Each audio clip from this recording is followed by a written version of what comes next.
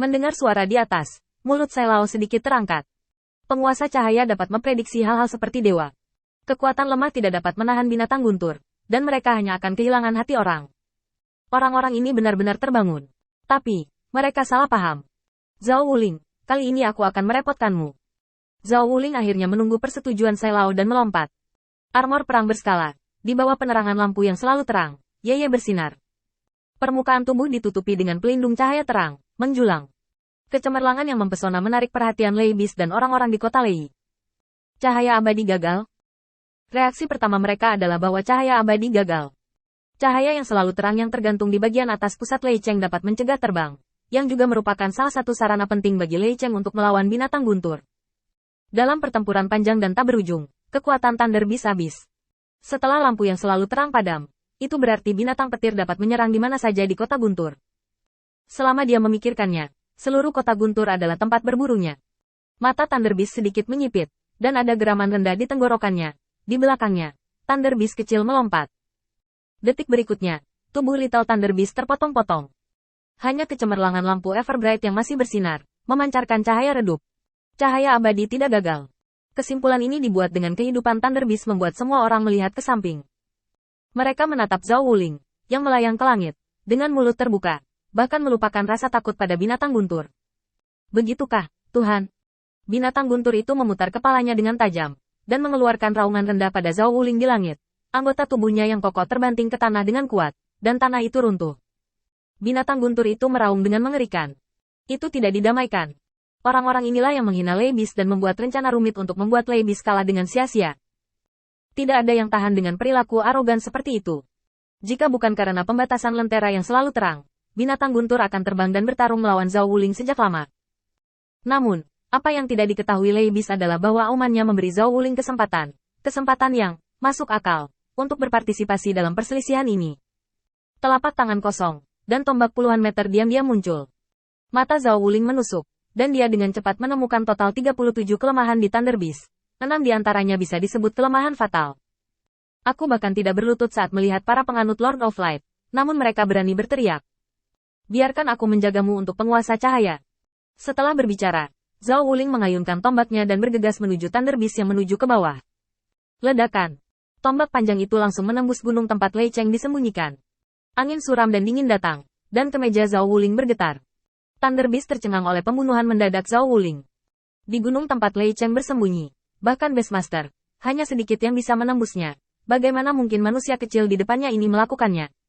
Mungkinkah itu binatang khusus? Zhao Wuling tidak memberi Lei Beast waktu untuk memikirkannya. Dia melambaikan tombak di tangannya, dan gunung yang baru saja dihancurkan dengan lubang besar menambahkan goresan panjang. Binatang guntur tidak berani naik ke udara, dan dengan panik, dia membanting kepala dan tubuhnya ke tanah, menghancurkan lubang yang dalam di tanah. Ini adalah satu-satunya cara untuk menghindari tombak dengan cara yang berbahaya dan berbahaya. Tetapi ekornya telah dipotong menjadi 2. Darah biru menyembur. Zhao Wuling melangkah maju dan menginjak kepala Thunder Beast. Tinju itu diangkat tinggi dan dibanting ke bawah. Berani berteriak di depan penguasa cahaya. Apakah kamu mencari kematian? Akui kesalahanmu. Minta maaf. Segera. Segera. Setiap kata dihancurkan dengan tinju, dan binatang guntur telah dipukuli sampai mati. Melihat bahwa Zhao Wuling akan benar-benar mengurus hal ini, suara Sai Lao datang dari belakang. Berhenti. Kita harus meninggalkan medan bintang ini. Mengapa kita bertarung melawan makhluk-makhluk di sini? Penguasa cahaya selalu berbelas kasih. Selama dia bersedia melayani Tuan Cahayaku, dia bisa dimaafkan atas perilaku kasarnya terhadap penguasa cahaya hari ini. Di permukaan, dia menjelaskan ini kepada semua orang. Tetapi Sai Lao diam-diam mengirimkan suaranya ke Zhao Wuling. Memaksa dia untuk berbicara, memintanya untuk mengakui keberadaan Thunder Beast King secara pribadi. Jangan menekan orang-orang ini, mereka masih tidak tahu siapa yang harus dipercaya. Zhao Wuling mengerti, menghentikan tinjunya, meraih kepala Lei Beast dengan satu tangan, dan menyeretnya ke depan Sai Lao. Itu terlihat seperti binatang guntur besar yang menggeliat di tanah, dan itu terlihat sangat lucu. Ini adalah pemandangan yang cukup lucu, dan Bai Mao dan yang lainnya benar-benar tercengang. Memikirkan tekadnya sebelumnya untuk mengambil kematian sebagai miliknya, dia merasa lebih konyol. Binatang guntur, yang hanya bisa menunda sesaat bahkan jika mereka mempertaruhkan nyawa mereka, sebenarnya sangat rapuh di depan para penganut Lord of Light sehingga mereka patuh dan patuh untuk dibersihkan dalam 3 atau 2 kali. Mereka tampak seperti lelucon. Zhao Wuling meninju rahang Thunder Beast. Saya mendengar bahwa Anda memiliki pendukung di belakang Anda. Bagaimana mungkin kepala pusing Thunder Beast bisa mengatur begitu banyak? Bunuh aku. Thunder Beast King pasti akan membalas dendam padamu. Begitu kata-kata ini keluar, mata Zhao Wuling berbinar. Cara dia memandang binatang guntur itu berubah. Saya khawatir tentang bagaimana membuat Lei Cheng menderita begitu banyak bencana. Jadi Anda sendiri yang membawanya ke pintu? Selama aku membunuhmu, Lei Cheng tidak akan pernah damai. Sungguh luar biasa. Thunder Beast tidak menyadari bahwa dia sudah berada di antara hidup dan mati. Sai Lao melangkah maju. Sekarang beri kamu kesempatan untuk memilih, antara menyerah pada penguasa cahaya, atau aku akan mengambil nyawamu untuk penguasa cahaya. Thunder Beast menatap tajam ke arah Sai Lao. Angan-angan.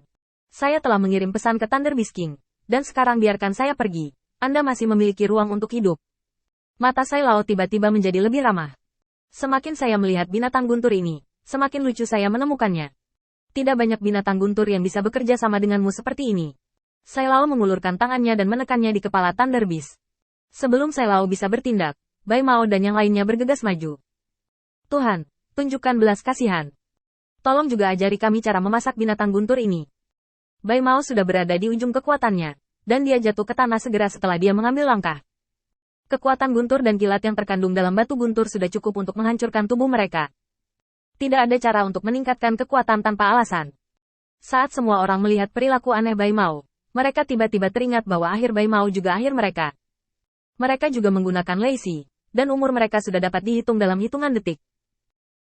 Tepat ketika mereka ragu-ragu, Sai Lao telah membalikkan kemampuannya untuk meremajakan masa mudanya. Tubuh besar binatang guntur menua dengan kecepatan yang terlihat dengan mata telanjang.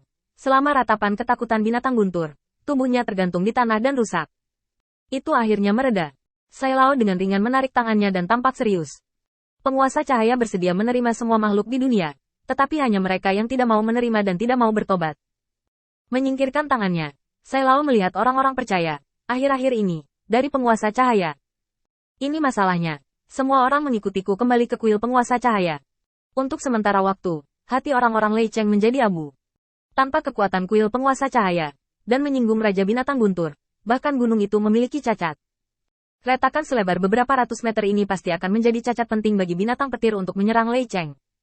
Orang yang tak terhitung jumlahnya merosot di tanah, putus asa seperti ular berbisa yang dingin, menjerat mereka.